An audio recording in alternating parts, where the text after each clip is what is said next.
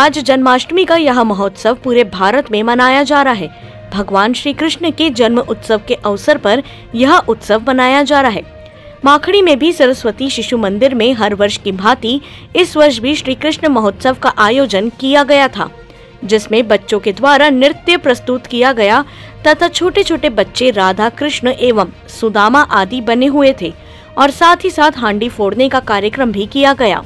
माखड़ी के अन्य स्कूलों में भी जन्माष्टमी का जन्म उत्सव मनाया गया एवं और अनेक स्थानों पर मटकी फोड़ कार्यक्रम रखा गया।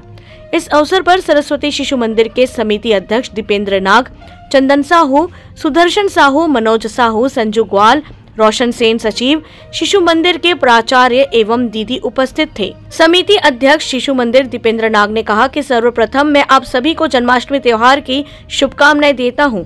हमारे शिशु मंदिर विद्यालय के द्वारा गांव के चारों क्षेत्र में रैली निकालकर मटका फोड़ का आयोजन किया, जिसमें हमारे विद्यालय के समस्त आचार्य और दीदी जी, समिति के सभी सदस्य और बच्चे उपस्थित रहे।